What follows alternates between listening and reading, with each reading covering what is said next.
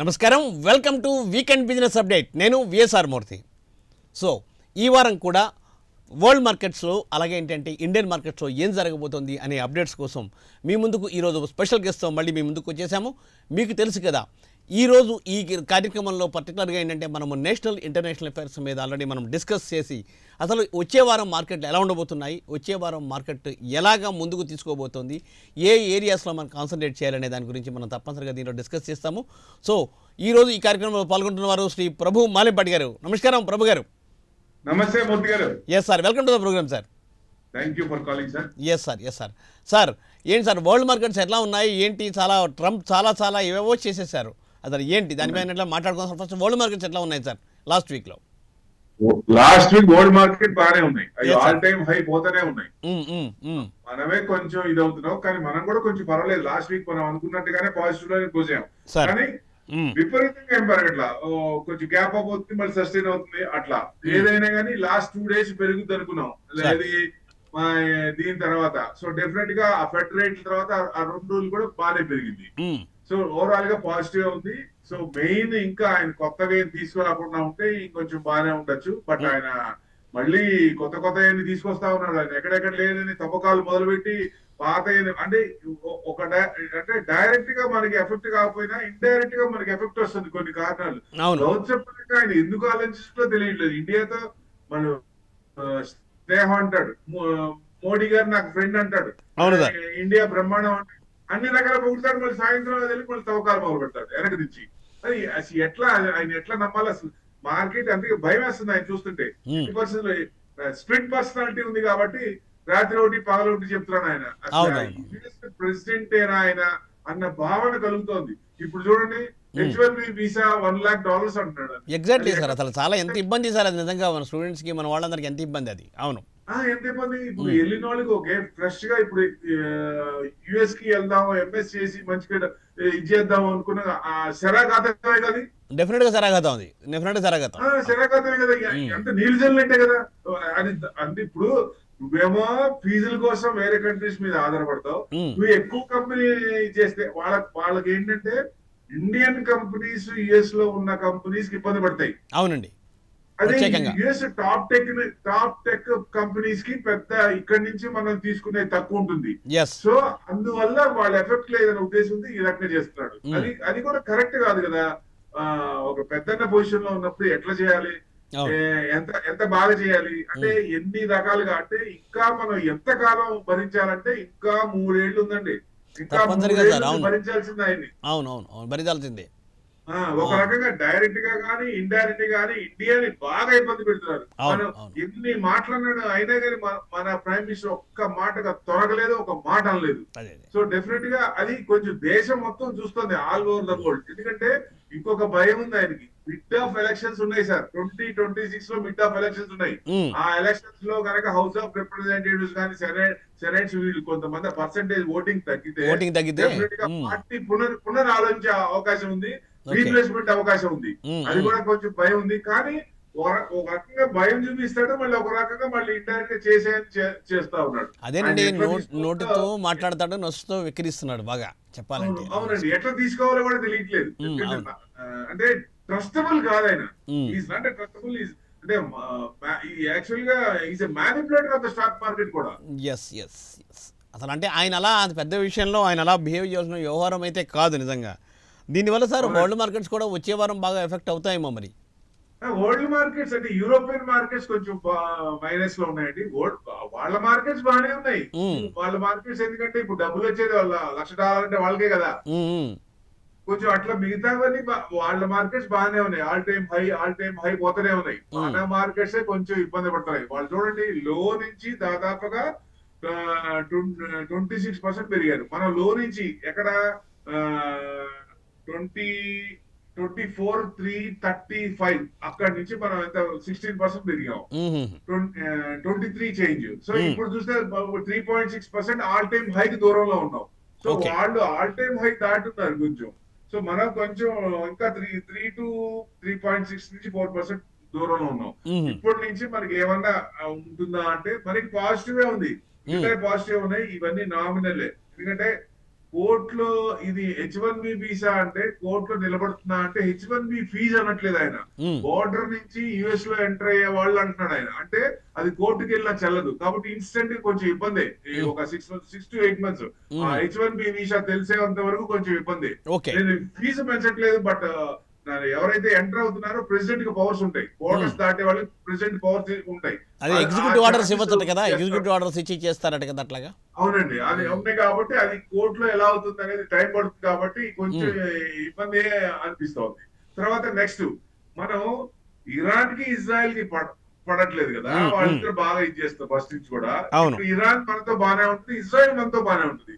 So Iran నుంచి చాబార్ port అనే దాన్ని మనం అక్కడి నుంచి ఎక్స్పోర్ట్ చేసి అక్కడి నుంచి వేరే కంట్రీస్ పంపిస్తాం. అవును, అది అవును. కూడా ఆ బెనిఫిట్స్ కూడా కట్ చేశారు ఆయన. అంటే అవును, అది కూడా కట్ చేసేట్టు కదా. అవును, అది కూడా విన్నాం. పొద్దునేమో ఫ్రెండ్ అన్నాడు, సాయంత్రానికి మన నైట్ వచ్చేసరికి అది కట్ చేసాడు ఆయన. అంటే ఇప్పుడు మనం అక్కడి నుంచి పంపించలేము, అంటే బెనిఫిట్స్ అన్ని కట్ చేశాడు. ఇట్లా ఉంటాయి అన్ని, ఆయన చేస్తలన్నీ ఇట్లా ఉన్నాయి. ఎందుకంటే మామూలుగా అయితే చిన్న చిన్న అయితే పట్టించుకోవాల్సిన పని లేదు, కానీ జనాల్లో కోపం వస్తుంది, రివోల్ట్ రావాలి. ఎందుకంటే మరీ దారుణం కదా, ఇండియా మీద మరీ కసి కట్టినట్టున్నాడు ఆయన, టూ మచ్ కదా. నిజంగానండి, తప్పనిసరిగా అలాగే అనిపిస్తుంది చూస్తుంటే సార్. సార్ మరి ఈ పొజిషన్లో సార్ అసలు లాస్ట్ వీక్ మన దగ్గర మార్కెట్స్ ఎట్లా ఉన్నాయి సార్?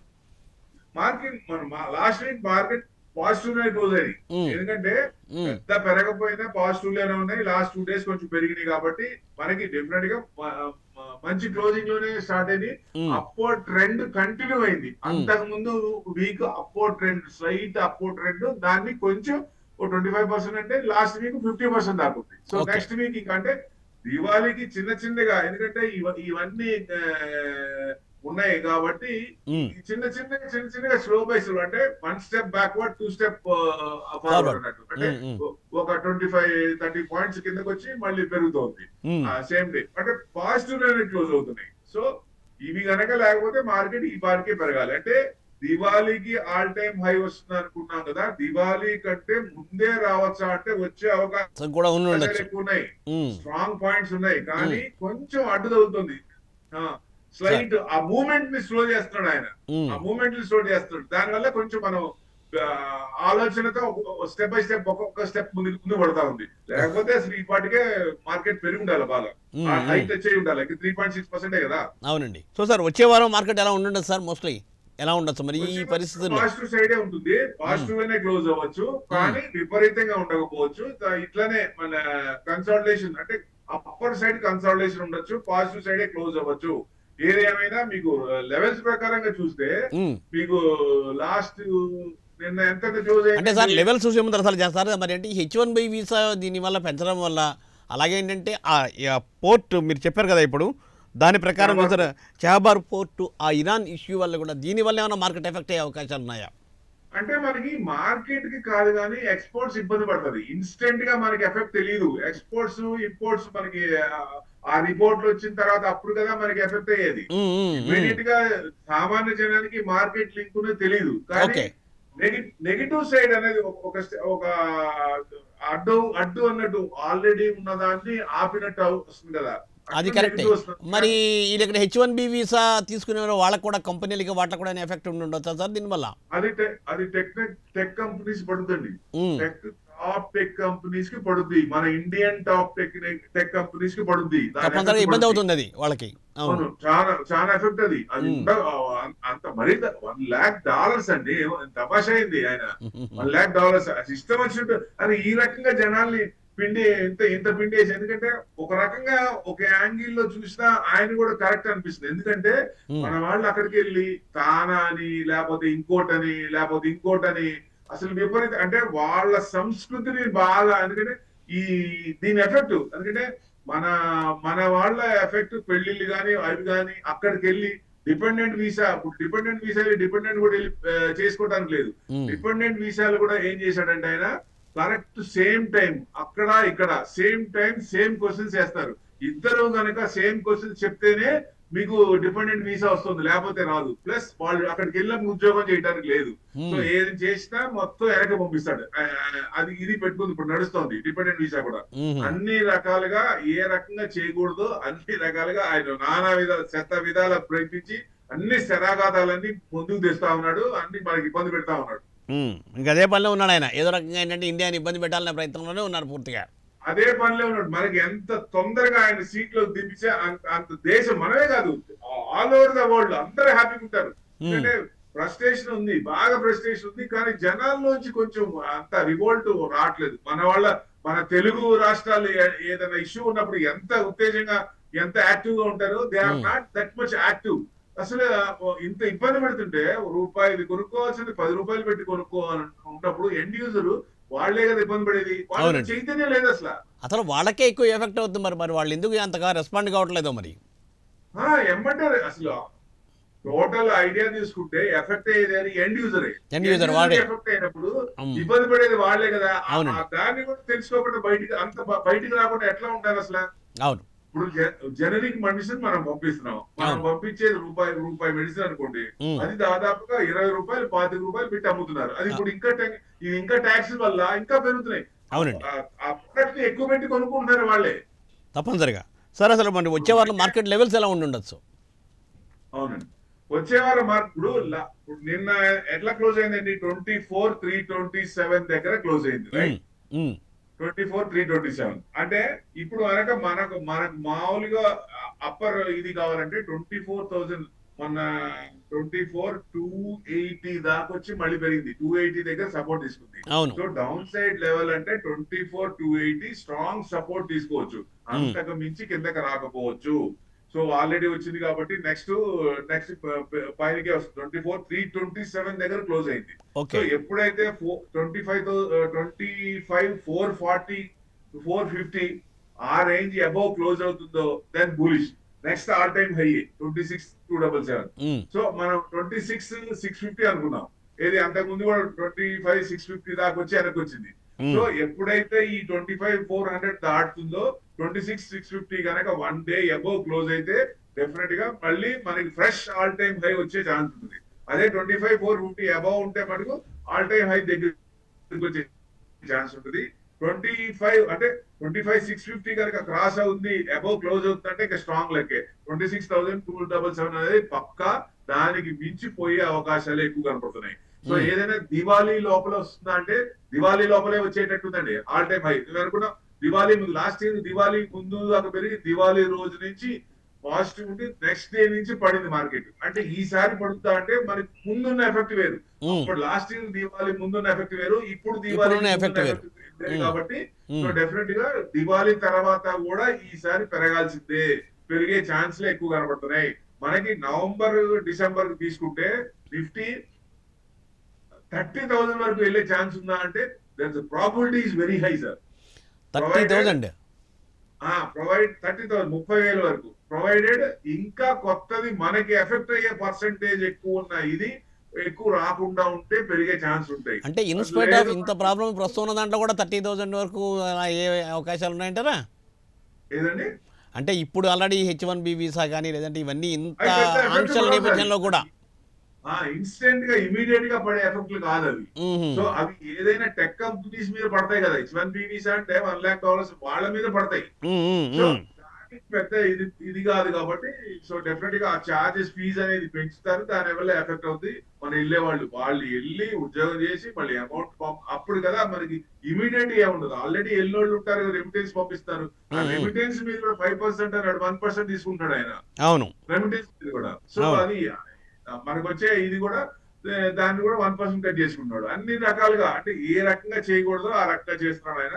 సో డెఫినెట్ గా అది మనకి ఎప్పుడు ఎండ్ కార్డ్ ఎప్పుడు పడుతుంది అనేది మనం అందరూ వెయిట్ చేయాలి. ఉంటాయా అది కూడా చూస్తే ఒకవేళ ఉంటే దేశం మొత్తం హ్యాపీగా ఉంటుంది. అవునండి, అవునవును సార్. మరి ఏంటి మరి అంటే ఇంకేమైనా ఇంకా చేసే అవకాశం ఉన్నాయా ట్రంప్? లేదంటే అంటే ప్రస్తుతం దీన్ని కొంత మనం ఇంకేమైనా అనుకోవచ్చా? ఇంకేమైనా ఆయన ప్రయత్నాలు చేస్తున్నాడంటారా? మనం ఏమి చేయలేమండి, ఎందుకంటే ఆ పవర్ లో ఉన్నాడు ఆయన, పెద్ద పొజిషన్ లో ఉన్నాడు ఆయన డిసిషన్ తీసుకోవచ్చు, మంచి చేయాలి. ఎందుకంటే అసలు ఫస్ట్ టైం కూడా మీకు కొన్ని ముస్లిం కంట్రీస్ కి బ్యాన్ చేశాడు ఆయన, కొన్ని ముస్లిం కంట్రీస్. ఫస్ట్ టైం కూడా ఇంత ఎఫెక్ట్ లేకపోయినా కొంచెం చేశాడు. అంటే పిచ్చి ముదిరిందా ఈసారి, ముదిరిపోయి టెంక్ అయిందా అనేది అనిపిస్తోంది. అంటే ఇంకా నెక్స్ట్ లేదు, ఇంకా నెక్స్ట్ ఆయన రాడు కాబట్టి ఇప్పుడే ఏం రకాలు. ఎందుకంటే యుఎస్ ఈస్ డిఫేమింగ్, డీడాలరైజేషన్ అవుతుంది, కరెక్ట్ గా కనపడుతుంది. ఆయన చేసే శాస్త్రం మొత్తం తేట తెలియమవుతుంది దేశం మొత్తం. అవునవును. ఇప్పుడు ప్రస్తుతం అదే ఏంటంటే యాక్చువల్లీ ఏంటంటే అంతా యాక్చువల్లీ భారత్ అంటేనే ఆయన చాలా ఒక రకమైన ఏంటంటే విండిక్టివ్ యాటిట్యూడ్తో వెళ్తున్నాడేమో అనిపిస్తుంది సార్ చాలా చెప్పాలంటే. ఐఆర్సి అప్పుడు ఆయిల్ కొనుక్కున్నారని చెప్పి మన మీద ట్యాక్స్ చేశారు, ఉమ్, చైనా మీద వేయలేదు. వీళ్ళేమో యురేనియం ప్లూటోనియం ఆయన దగ్గర కొనుక్కుంటారు, రష్యా ఉమ్, దగ్గర కొనుక్కుంటారు. ఉమ్, మరి మీరెందుకు కొనుక్కుంటున్నారు? యుఎస్ ఏమో అక్కడి నుంచి తెప్పించుకుంటుంది, అవును. మరి యూరోపియన్ కంట్రీస్ కూడా తెప్పించుకుంటుంది కొంత. ఇప్పుడు నేచురల్ గ్యాస్ రష్యా నుంచి తీసుకుంటుంది. మరి వాళ్ళ ఎందుకు ఆపట్లేదు? వాళ్ళ మీద ట్యాక్స్ ఎందుకు వేయట్లేదు ఎక్కువ? అవును. మన మీద ఎందుకు ఎక్కువ ఇస్తున్నాడు ఆయన? అంటే ఏదో ఒక ప్రెషర్ పెట్టి, ఒకప్పుడు ఇండియా అనుకొని స్ట్రాంగ్ లీడర్ లేరు, మన ఎట్లయినా బెదిరిస్తే కూర్చోమంటే నుంచుంటారు, కూర్చోమంటే కూర్చుంటారు అనే ఉద్దేశం ఆయనకు ఉంది. ఆ ఉద్దేశం ఇప్పుడు తేటతెల్లం అవుతుంది, ఆయనకు అర్థమవుతుంది. కానీ ఏం చేయాలో తెలియట్లా. కళ్ళు తాగిన కోతి ఏం చేస్తుందండి? గందరగోళం చేస్తుంది. ఇప్పుడు ఆయన సీట్ లో కూడా అదే చేస్తున్నాడు. అదే అదేంటంటే ఆయన యుద్ధంలో కొద్ది ముందుకు వచ్చేసాడు, వెనక్కి తగ్గాలంటే ఆయనకి ఏంటంటే నామోషి వస్తుంది మేబీ. ఇప్పుడు నా అల్టిమేటింగ్ గా ఇప్పుడు ఏదన్నా ఉన్నా ఒక తప్పు ఒక పెద్ద పొజిషన్ లో ఉన్నప్పుడు దౌత్యపరంగా ఏదైనా డిసిషన్ తీసుకున్నప్పుడు ఎవరికన్నా మన వాళ్ళకి ఏదైనా ఇబ్బంది పడుతుందా, మనకి రేపొద్దున వాళ్ళతో మనకు ఎక్స్పోర్ట్స్ ఇంపోర్ట్స్ కానీ చేసుకున్నప్పుడు ఆ కంట్రీతో ఉన్న ఇబ్బంది అవుతుందా అని చూసుకొని అన్ని విధాలుగా చూసుకొని ఆ రకంగా చేయాలి. అసలు ఏ రకంగా ఆయన మనసులో రాత్రి ఆలోచన కలలో ఏదైనా వచ్చిందంటే పొద్దున కల్లా ఇంప్లిమెంట్ చేస్తాడు. అది ఏంటి, దాని ఎఫెక్ట్ ఏంటి అని కూడా చూడట్లేదు. అవునవును, ఏం చూడట్లేదు అసలు కంప్లీట్గా. అసలు ఏంటంటే దాని మీద అసలు ఏంటంటే దేశం కోసం ఏంటంటే లాంగ్ రన్లో బెనిఫిట్ అయ్యే ఆస్పెక్ట్ ఆయన ఆలోచించటం లేదు అసలు. అవునండి, నేను లాంగ్ మీకు అంతకు ముందు ఏంటంటే one day will come everyone wants to come to India and do the job. ఇప్పుడు యుఎస్ కి మన డాలర్ డ్రీమ్స్ అని ఎలా పరిగెడుతున్నారో రేపు ఇండియాకి కూడా వస్తారు. ఇండియాకి కూడా వచ్చి ఇక్కడ జాబ్ చేయాలనే ఉద్దేశం మనం కాదు, బయట నుంచి వచ్చే కంట్రీస్ వచ్చి ఇక్కడ చేయాలని వస్తుంది. ఆ ఇది రావాలంటే మనకి ఎమర్జింగ్ మార్కెట్స్ లో నెంబర్ 1 ఉన్నాం. సో అమృత్ కాల్ స్టార్ట్ అయింది కాబట్టి కరెక్ట్ డిసిషన్స్ పొలిటికల్ గా single largest party decisions continuous గా ఉంటే కంట్రీ మనకి డెవలప్ అయ్యే ఛాన్స్ ఉంది. కాబట్టి మొత్తం మనకెళ్ళే చూస్తారు మొత్తం. ఎందుకంటే చిప్స్ కూడా మనం బయట నుంచి తెప్పించుకున్నాం మొన్నటి దాకా, ఇప్పుడు ఆల్రెడీ స్టార్ట్ చేస్తున్నాం. గుజరాత్ లో స్టార్ట్ అయింది. సో ఇంకా ఎక్కువ కంపెనీస్, ఈవెన్ రిలయన్స్ కూడా ఫ్యూచర్ లో చిప్ మ్యానుఫాక్చరింగ్ వస్తుంది.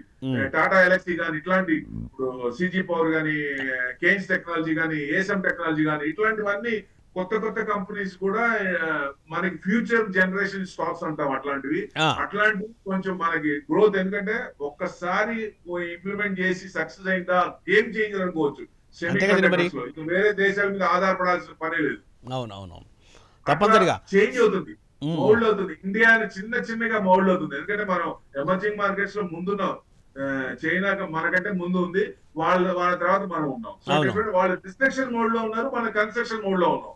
సో అందరి చూపు మన సైడ్ ఉంది కాబట్టి చిన్నగా జాగ్రత్తగా దౌత్యపరంగా అందరినీ కలుపుకొని ఫ్రీ ట్రేడ్ అగ్రిమెంట్ యుఎస్ కాకపోయినా చైనా మిగతా చిన్న కంట్రీస్ కూడా అగ్రిమెంట్ చేసుకుంటూ ముందుకెళ్తే డెఫినెట్ గా సెకండ్ పొజిషన్ కి వచ్చే అవకాశాలు ఉన్నాయా అంటే డామ్ షూర్ వచ్చే అవకాశాలు ఉన్నాయి ఓవర్ ఎ పీరియడ్.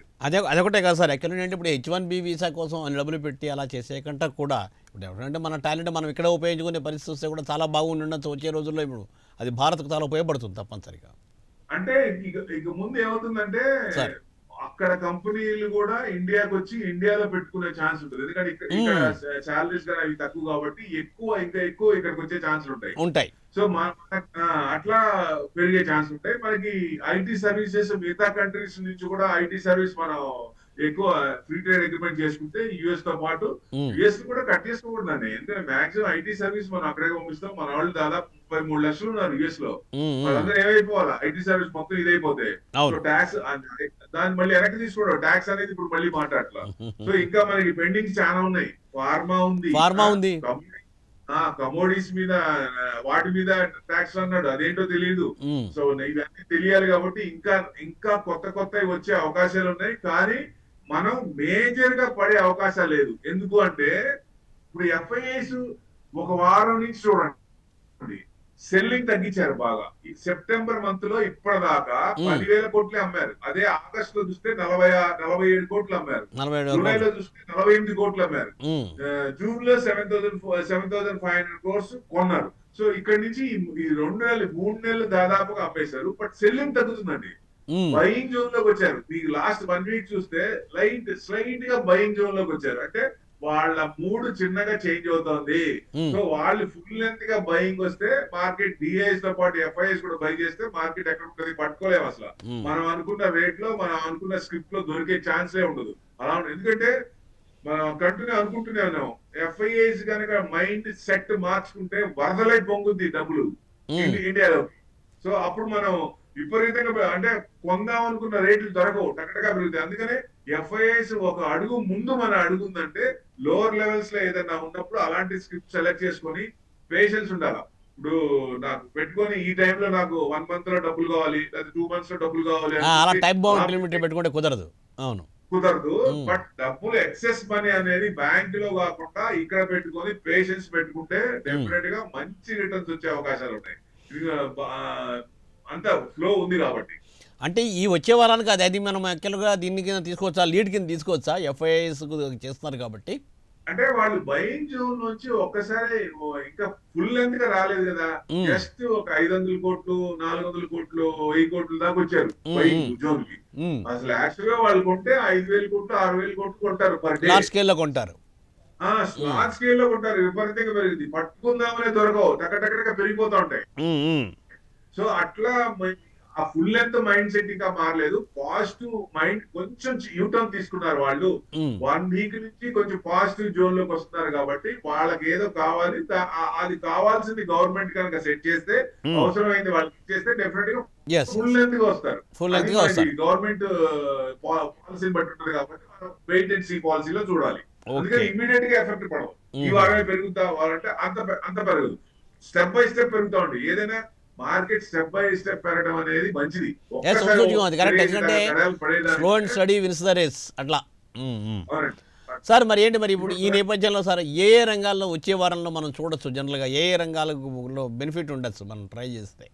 ఇప్పుడు కన్స్యూమర్ డ్యూరబుల్స్, ఎఫ్ఎంసీజీ, ఆటో ఈ 3 స్ట్రాంగ్.